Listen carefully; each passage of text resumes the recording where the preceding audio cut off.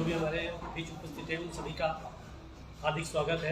और मैं बड़े हर्ष के साथ आप लोगों के मैं कर्मापत्र HRTC के तमाम कर्मचारियों को और भी जितने भी हमारे कर्मचारी संगठन हैं उन सभी को सूचित करना चाहूँगा कि आज जो HRTC की सुख समन्वय समिति है, आज उसकी प्रस्तावित बैठक तय थी और JCC का जो है आज नए सिरे से फिर दोबारा से चुनाव हुआ है, जिसमें कि मुख्यतः रूप से हमारे जो मुख्य सलाहकार पद पर जो नियुक्त हुए हैं श्री समर चौहान जी है, उनकी नियुक्ति की गई है।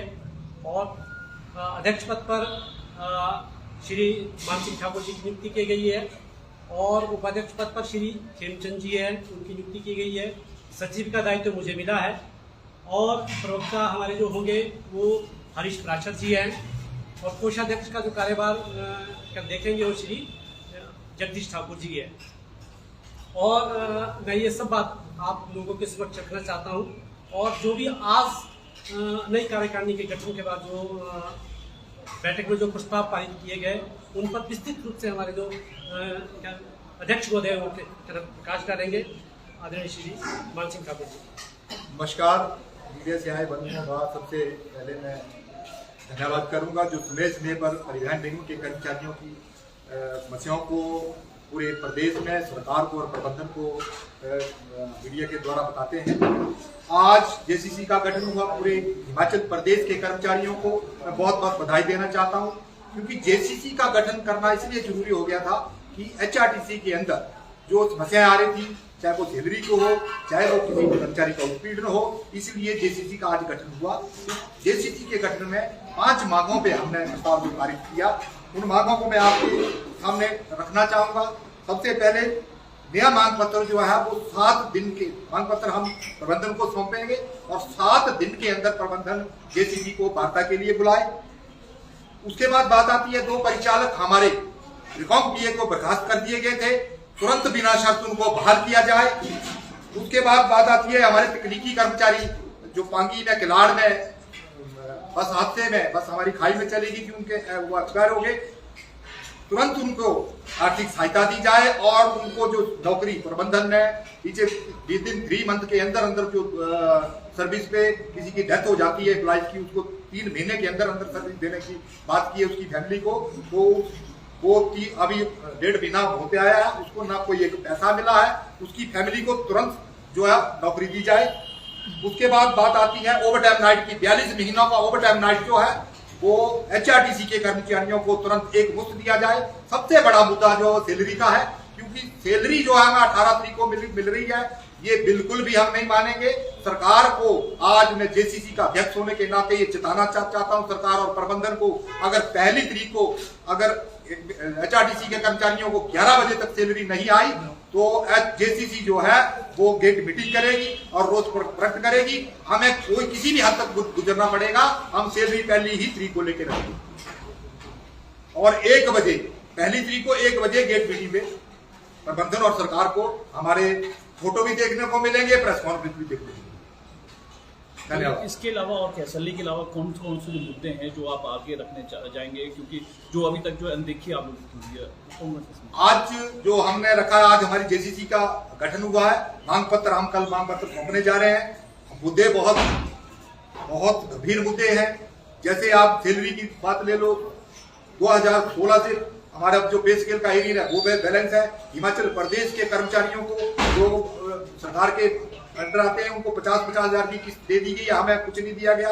BOD में अभी हाल ही में BOD हुई, मैं बड़े दुख के साथ कहना चाहता हूं कि हिमाचल प्रदेश पथ परिवहन निगम के कर्मचारियों को इतना चला गया इसका कोई हिसाब नहीं है।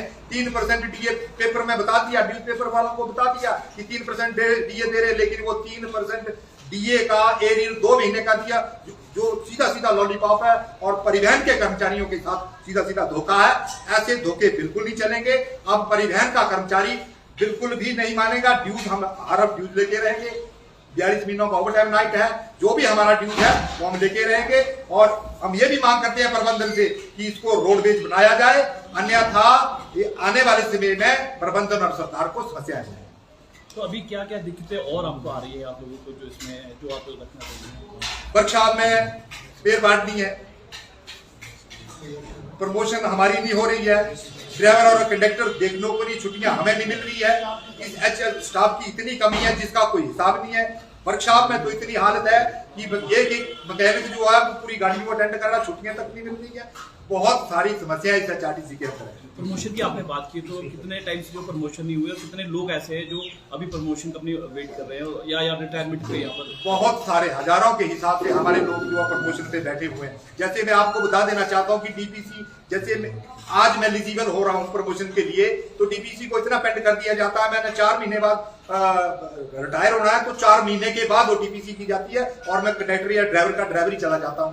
उसके बाद आती है पीस मेलों की बात, हमारे पीस मेलों को प्रोडक्ट में नहीं लिया जा रहा है। बहुत सारी समस्या है। इन समस्याओं का निदान करने के लिए पूरे हिमाचल प्रदेश के पथ परिवहन निगम के जितने भी कर्मचारी संगठन थे, इकट्ठा होकर हमने JCC का गठन किया है और सब मिलजुल कर हम इकट्ठा होकर सारी जो हमारी समस्या है इनका समाधान करेंगे। और प्रबंधन को और सरकार को मैं चेता देना चाहता हूँ, सैलरी और ड्यूज के बारे में बिल्कुल समझौता नहीं है। आपके जो 2 कंडक्टर अभी सस्पेंड या निलंबित किए, उसको लेकर क्या स्टैंड है आप? जो हमारे 2 कंडक्टर परिचालक जो है तो कंपनियों के बर्खास्त किए, मैं कड़ी निंदा करना चाहता हूं प्रबंधन की कि व्हाट्सएप पे किसी को कमेंट करना कोई बुरी बात नहीं है। मैं आपको ये भी बता देना चाहता हूं कि कोर्ट से भी उनको स्टे मिल गया है, तो प्रबंधन को ऐसे कुछ काम नहीं करने चाहिए। ये बिल्कुल सरासर गलत है, हम इसकी कड़ी निंदा करते हैं। हम ये भी मांग करते हैं कि उन कंडक्टरों को बिना किसी बात के, बिना किसी शर्त के बहाल किया जाए, अन्यथा आने वाले दिनों में इसके गंभीर परिणाम। सरकार कोई पॉलिसी लाती है या कुछ यहाँ पर बदलती है तो क्या आप लोगों को सूचित किया जाता है, उसकी नोटिफिकेशन दी जाती है? जिस तरह से लगेज की अगर हम बात करें, काफी कंफ्यूजिंग यहाँ पर रहता है, आप लोग कुछ बोलते हैं, सरकार कुछ बोलती है, तो क्या इस बारे में आपको कोई वर्कशॉप या कुछ आपको जानकारी दी जाती है? मैं बता देना चाहता हूं आपको, अगर सरकार कोई पॉलिसी लाती है हमें बिल्कुल नहीं बताया जाता है। जैसे सुनने में आ रहा है कि आउटसोर्स किया जा रहा है, ड्राइवर आउटसोर्स लाए जाएंगे, कंडक्टर आउटसोर्स लाए जाएंगे। हिमाचल पथ परिवहन निगम का कर्मचारी बिल्कुल नहीं मानेगा, ये बिल्कुल ना हम होने देंगे, ना ये होगा। अभी JCC आपने जो गठित की है, कितना कोई डिमांड चार्ट भी बनाया आपने, बात हुई है मंत्री से मिले? आज हमारी JCC का गठन हुआ, आज हम प्रेस कॉन्फ्रेंस कर रहे हैं और तुरंत कल हम मांग पत्र भरा के प्रबंधन को सौंपेंगे और उसके बाद कार्रवाई जरूर होगी। तो 7 दिन का टाइम दिया आपने, जो 7 दिन के अंदर JCC को मीटिंग के लिए बुलाया जाए, तो हमने इनको 7 दिन का टाइम कल दे देंगे। सैलरीज का इशू आपकी लंबे अरसे से चल रहा है, कभी 1 तारीख को नहीं मिल पा रही है, रेट्स बदलती जा रही है, कई बार आप लोगों को आंदोलन की धमकी भी देनी पड़ती है। क्या लग रहा है, सरकार के पास पैसा नहीं है या जानबूझ के HRTC के कर्मचारियों को कम किया जा रहा है, हटाया जा रहा है? सर, आज बैठक की, बैठक में बिल्कुल पूर्ण रूप से सब सम्मति से जो 5 प्रस्ताव जो भी अध्यक्ष महोदय ने यहाँ पे कहे हैं, सब समिति से पारित किए गए। उसमें सैलरी का भी इशू है। सैलरी के इशू में कर्मचारी ने आज स्टैंड रखा है, प्रतिनिधियों ने, कर्मचारियों का भी पीछे से प्रेशर है कि यदि 11 बजे तक HRTC के कर्मचारियों की सैलरी उनके खाते में आती है तो ठीक है, वरना 1 बजे HRTC का तमाम कर्मचारी जो है गेट पे दिखेंगे।